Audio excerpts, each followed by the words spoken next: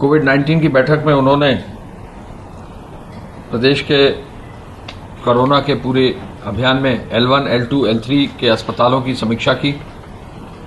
उन्होंने एक एक जिले के जो L3 अस्पताल यानी जो मेडिकल कॉलेजेस हैं उन पर विस्तृत रूप से चिकित्सा शिक्षा विभाग से और चिकित्सा विभाग से समीक्षा की। उन्होंने ये निर्देशित किया कि जो भी हमारे L3 यानी अब जो हमारे वेंटिलेटर युक्त बेड्स हैं उनमें गंभीर रूप से जो बीमार पेशेंट्स हैं उन्हीं को जो है टेकअप किया जाए, जिससे कि यदि कोई भी इमरजेंसी के पेशेंट्स हैं उनके लिए कोई कठिनाई न आए। इसी क्रम में उन्होंने L2 में भी बेड्स पर ऑक्सीजन की व्यवस्था और कुछ बेड्स पर वेंटिलेटर की व्यवस्था करने के लिए निर्देशित किया, जिससे कि और बेहतर सुविधा लोगों को L2 वाले बेड्स में मिल सके।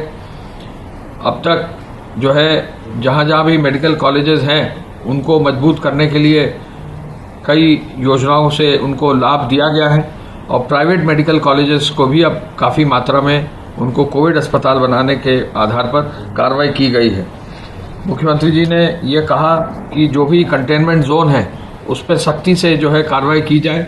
आपने देखा लखनऊ में, कानपुर में और बाकी कुछ शहरों में वहाँ के जिला प्रशासन ने कंटेनमेंट जोन को प्रॉपरली जो है बनाकर किया है और इस बात को सुनिश्चित किया है कि जिन क्षेत्रों में जहाँ जो है संक्रमण की शिकायत या केसेस ज़्यादा मिले हैं वहाँ पर एक प्रॉपर व्यवस्था देते हुए वहाँ कंटेनमेंट जोन में सख्ती की है।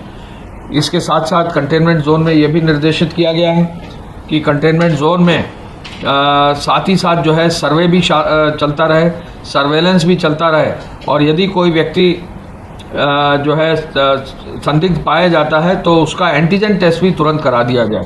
एंटीजन टेस्टिंग पूरे प्रदेश में काफ़ी तेज़ी से की जा रही है और एंटीजन टेस्टिंग फील्ड में भी की जा सकती है। तो अतः ऐसी स्थिति में एंटीजन टेस्टिंग से फ़ायदा यह है कि तत्काल जो है लोगों के कोरोना पॉजिटिव होने या ना होने की स्थिति जानकारी हो जाती है, जिस आधार पर कार्रवाई की जा सकती है और उनका इलाज भी किया जा सकता है। कंटेनमेंट जोन में जो है पुलिस की सक्रियता के लिए भी उन्होंने निर्देशित किया है और साथ ही साथ विभिन्न कार्यालयों और संस्थानों में भी कोविड हेल्प डेस्क स्थापित करते हुए उन पर भी विशेष निगरानी रखने का निर्देश दिया है। कोविड हेल्प डेस्क पर पल्स ऑक्सीमीटर, इंफ्रारेड थर्मामीटर और सैनिटाइजर उपलब्ध रहे, ये भी निर्देश दिए गए हैं। अपर मुख्य सचिव चिकित्सा शिक्षा को उन्होंने कानपुर भेजा है। कानपुर में जो वहाँ पर पूरी मेडिकल कॉलेजेस की व्यवस्था है उसको रिव्यू करने के लिए भेजा है। कानपुर में प्राइवेट मेडिकल कॉलेज में कोविड अस्पताल स्थापित कर उसको शुरू करने का भी निर्देश उन्होंने दिया है। पल्स ऑक्सीमीटर का व्यापक उपयोग हो, नियमित उससे जांच हो और जिले स्तर पर बेहतर चिकित्सकीय सुविधाएं हो, ये भी निर्देश दिए गए हैं। और ये भी कहा गया है कि IMA और नर्सिंग एसोसिएशन के साथ निरंतर संपर्क बनता रहे, जिससे कि जो भी प्राइवेट अस्पताल हैं उनके पेशेंट्स में कहीं कोई उनको किसी तरह की नियमित इलाज में दिक्कत ना हो और यदि कोई कोविड पॉजिटिव पाया जाता है तो कोविड अस्पताल की शिफ्टिंग में भी दिक्कत ना हो। प्रचार प्रसार को रोकने के लिए कॉन्ट्रैक्ट ट्रेसिंग एक विशेष रूप से आवश्यक है। लखनऊ जनपद में शिक्षकों के साथ साथ डॉक्टर्स और एडमिनिस्ट्रेटिव ऑफिसर्स को भी कॉन्ट्रैक्ट ट्रेसिंग के लिए लगाया गया है, जो एक बहुत अच्छा प्रयास है। इसमें कॉन्ट्रैक्ट ट्रेसिंग की टीम लखनऊ में दुगनी कर दी गई है। तो यही अपेक्षा की गई है कि हर जनपद में जिलाधिकारी स्वयं CMO के साथ कॉन्ट्रैक्ट ट्रेसिंग की टीम को इतना मजबूत कर दें कि जो भी नए केसेस आए उनको छोड़कर, आज के केस छोड़कर कल तक के जितने भी केसेस हैं उनकी कॉन्ट्रैक्ट ट्रेसिंग हो जाए। यह भी निर्देशित किया गया है कि जो भी जिसका भी सैंपल लिया जाए कोई ना कोई ID कार्ड जरूर लिया जाए, जिससे कि किसी गलत पते के आधार पर अपना सैंपल न दे सके और यदि उसका सैंपल पॉजिटिव आता है तो तुरंत उसकी सूचना जो है उनको देते हुए उनसे फ़ोन पे बात करके उनको अस्पताल में शिफ्ट करना, या यदि वो बिना किसी लक्षण के हैं तो अब होम क्वारंटाइन में रखने का निर्देश दिया गया है। माननीय मुख्यमंत्री जी ने यह भी कहा है कि अधिक टेस्ट जो है जरूर करें। टेस्ट की संख्या अब काफ़ी प्रदेश में बढ़ गई है और टेस्ट की संख्या को बढ़ाने के लिए एंटीजन टेस्ट की संख्या भी बढ़ाने का निर्देश दिया गया है। ट्रूनेट मशीन्स को भी और अतिरिक्त मंगाने का निर्देश दिया गया है और RT-PCR लैब्स में भी क्षमता को बढ़ाने का निर्देश उन्होंने दिया है। कोविड-19 में गंभीर रोगियों के लिए प्लाज्मा थेरेपी का भी निर्देश उन्होंने दिया है और ये भी कहा है कि कोई भी दवा यदि आवश्यक है और वो कोविड पेशेंट को राहत दी जा सकती है तो उस दवा के लिए कोई धनराशि की कमी नहीं होना चाहिए और धनराशि पर्याप्त मात्रा में उपलब्ध है। Public address system, hoarding, banner, poster के लिए विशेष रूप से उन्होंने कहा है। एक पोस्टर जो है नया डेवलप किया जा रहा है, तो कल से हम लोग उस पर वर्क करेंगे। मुख्य बिंदु उसका यह है कि एक बिंदु, पहला एक है मास्क लगाए हर एक, दूसरा बिंदु है 2 गज की दूरी हो, तीसरा बिंदु है 3 धोकर बार बार हाथ रखें क्लीन, और चौथा बिंदु है 4 इम्यूनिटी बढ़ाकर करें वार, यानी मास्क लगाएं, 2 गज की दूरी रखें, हाथ को क्लीन रखें और इम्यूनिटी बढ़ाने के लिए जो भी उपचार है उसका जो है आरोग्य सेतु ऐप में डिटेल देकर उस पर भी जो है कार्रवाई सुनिश्चित करें।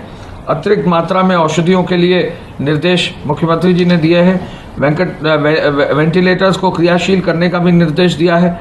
टेलीमेडिसिन की व्यवस्था को और मजबूत करने का निर्देश दिया है और ऑनलाइन ओपीडी सेवा ई संजीवनी को भी और मजबूत करके उसके प्रचार प्रसार का भी निर्देश दिया गया है। नवजात शिशु से लेकर वृद्धजन तक सफल इलाज हो, यह निर्देश है। और केस हिस्ट्री जरूर हर पेशेंट की रखी जाए, जिससे कि यदि किसी एक अस्पताल से हायर लेवल ऑफ हॉस्पिटल में शिफ्ट होता है तो केस हिस्ट्री के साथ जाए, जिससे कि हर हालत में मरीज का इलाज कायदे से हो सके। उच्च स्तरीय चिकित्सा अनुसंधान संस्थानों में विशेषज्ञों से वीडियो कॉन्फ्रेंसिंग से संवाद बनाकर अध्ययन करने का भी निर्देश दिया गया है। यह एक नई बीमारी है, कोई कारगर दवा टीका अभी तक नहीं है। इसको दृष्टिगत रखते हुए इस पर अध्ययन और रिकवरी रेट बढ़ाने का भी निर्देश माननीय मुख्यमंत्री जी ने दिया है।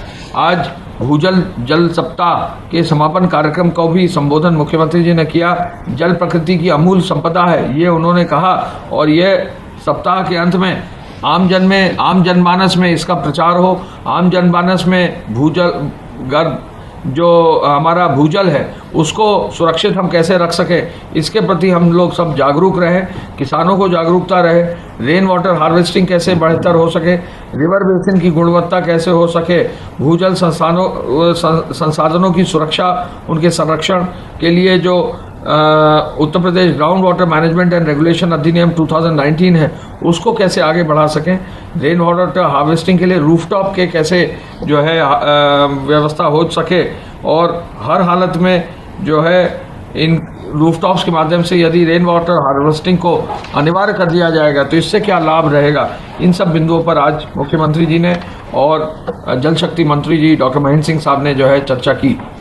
आज गृह विभाग की अब तक की सूचना के अनुसार पुलिस ने 2,98,977 लोगों को नामजद करते हुए 1,35,442 FIR दर्ज की है, 64,445 वाहन सीज किए हैं, 50 करोड़ 33 लाख रुपया जो है जुर्माना अब तक वसूल हो गया है, 759 FIR EC एक्ट के अंतर्गत दर्ज कर दी गई हैं, फेक न्यूज़ के 1915 मामले संज्ञान में लिए गए हैं, और साथ ही साथ अब 5,532 हॉटस्पॉट्स में 10,61 मकानों में 62 लाख लोग जो है चिन्हित करके उनको कंटेनमेंट जोन में रखते हुए उन पर विशेष रूप से नज़र रखते हुए उनका इलाज, उनका सर्वेलेंस आदि का कार्य किया जा रहा है। धन्यवाद। जय हिंद।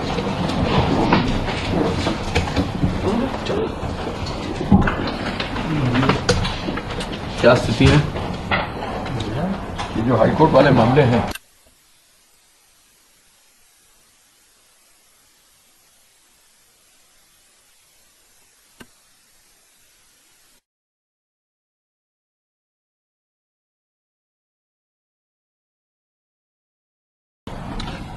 प्रदेश में कोरोना वायरस के संक्रमण की स्थिति इस प्रकार है।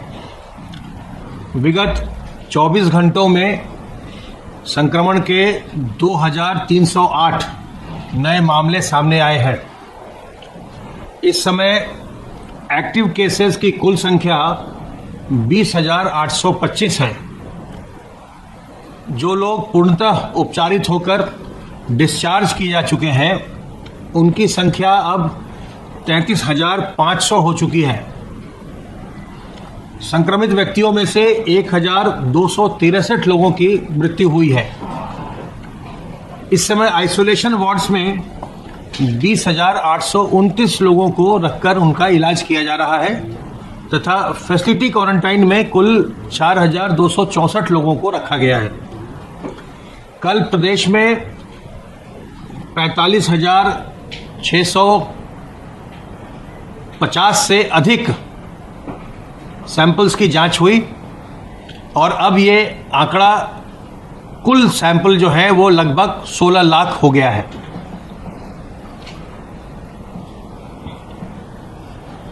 आरोग्य सेतु ऐप का हम निरंतर उपयोग कर रहे हैं और अब तक 3,50,437 लोगों को कॉल की जा चुकी है जिन्हें इससे अलर्ट जनरेट हुए हैं।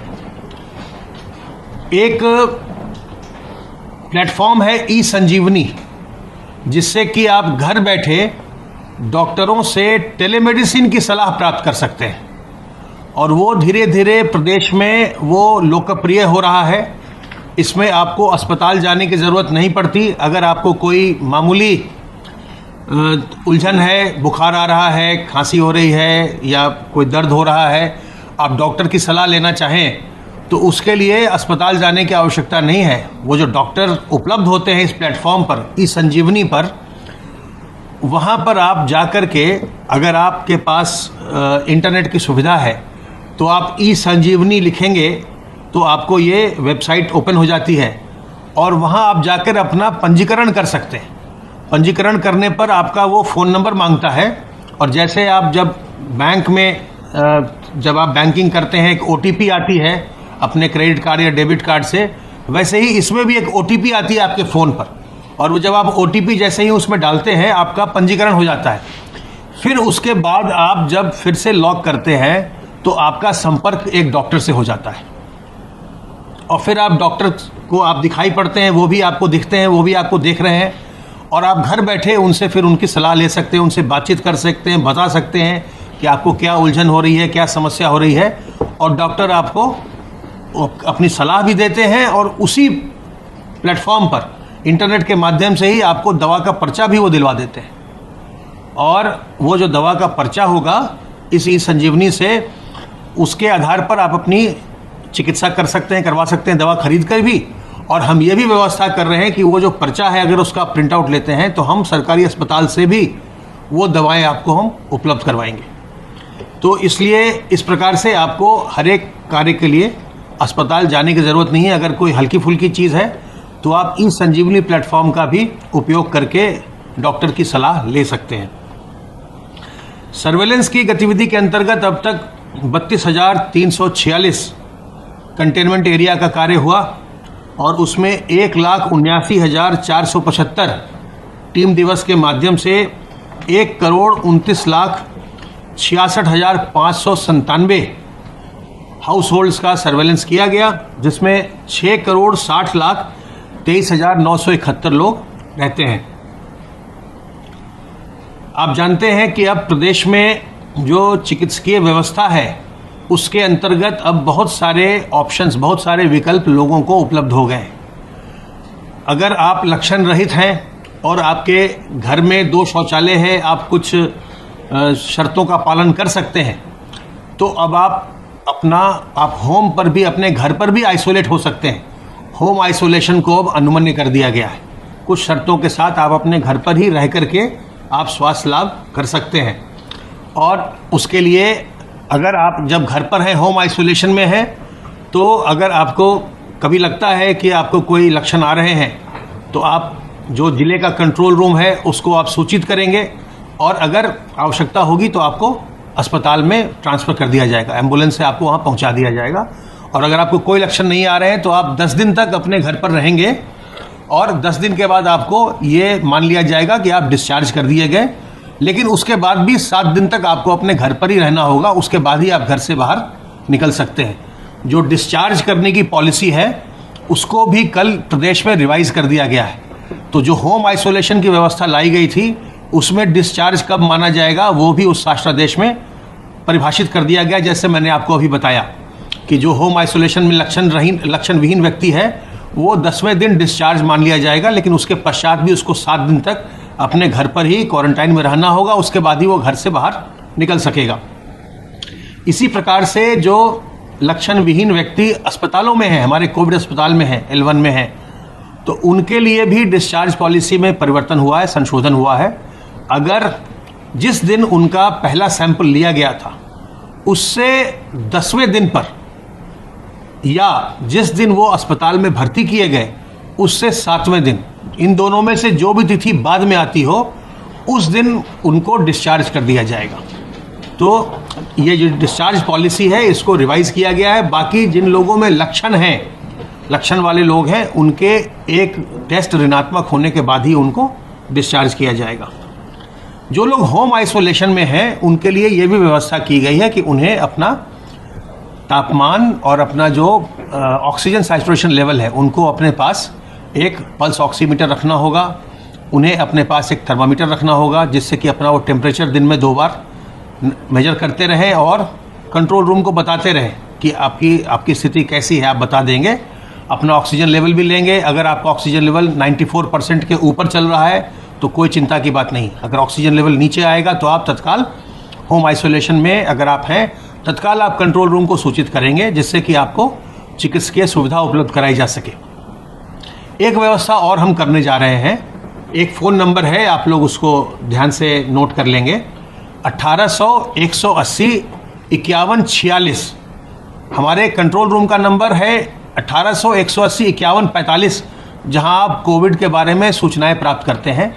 लेकिन होम आइसोलेशन के लिए हम एक अलग, जो लोग होम आइसोलेशन में रहेंगे उनके लिए हम एक अलग फ़ोन नंबर दे रहे हैं जिस पर कि वो फ़ोन करके डॉक्टर्स की सलाह ले सकेंगे। जो हमारे कंट्रोल रूम में डॉक्टर बैठे होंगे वो उनको सलाह देंगे। अगर उनको कोई लगता है, उलझन होती है, लगता है कि हम होम आइसोलेशन में हैं, कोई लक्षण आ रहे हैं, तो 1800-180-5146 पर आप फ़ोन कर सकते हैं और सलाह ले सकते हैं। जो उसमें शर्तें हैं, जब आप होम आइसोलेशन के लिए जब आप पॉजिटिव होंगे तो एक रैपिड रिस्पांस टीम हमारी जो है, जिसमें एक डॉक्टर भी होंगे, वो आपके घर पर आएंगे और घर पर आकर के वो असेस करेंगे कि आप वो शर्तें पूरी करते हैं कि नहीं करते हैं, आप लक्षण विहीन हैं कि नहीं, आपके घर पर वो सुविधाएं हैं कि नहीं जिससे कि आप होम आइसोलेशन कर सकें। और फिर वो ये तय करने के बाद कि आप होम आइसोलेशन शर्तें पूरी करते हैं, फिर आपको वो होम आइसोलेशन की अनुमति देंगे और उसके लिए एक जो अंडरटेकिंग है, एक जो शपथ पत्र है, वो आपसे साइन करवाएंगे, आपको वो दस्तखत करके देना होगा। साथ ही साथ आपको जो निर्देश हैं उस निर्देश की एक प्रति आपको वो उपलब्ध करवाएंगे।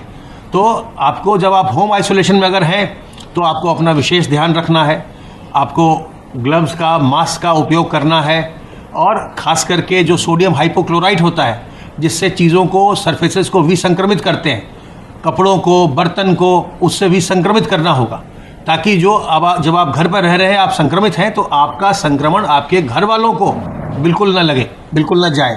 तो ये सावधानी रखनी होगी कि जब आप होम आइसोलेशन में हैं, अपने आप को बिल्कुल आइसोलेट करिए, केवल समाज से नहीं बल्कि अपने घर वालों से भी, ताकि आप अपने घर के दूसरे सदस्यों को संक्रमित न होने दें।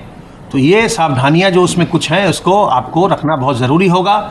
और बाकी सभी लोगों के लिए भी आप जानते हैं, बहुत ही आसान सावधानियां हैं, बहुत ही आसान तरीके हैं संक्रमण से बचने के। अपने हाथ को बार बार साबुन पानी से धोते रहना, अपने मुंह और नाक को जब भी हम सार्वजनिक स्थलों पर निकलें तो नकाब से या दुपट्टे से उसको कवर करना, मास्क करना, मास्क से, दुपट्टे से, रुमाल से, गमछे से, जो भी आपके पास उस समय साफ कपड़ा है उससे अपने मुंह और नाक को ढक लीजिए ताकि आपके अंदर वायरस प्रवेश न करे। और उसके साथ ही साथ सबसे बड़ी चीज़ है सामाजिक दूरी। जो फिजिकल डिस्टेंसिंग है वो बहुत ज़रूरी है।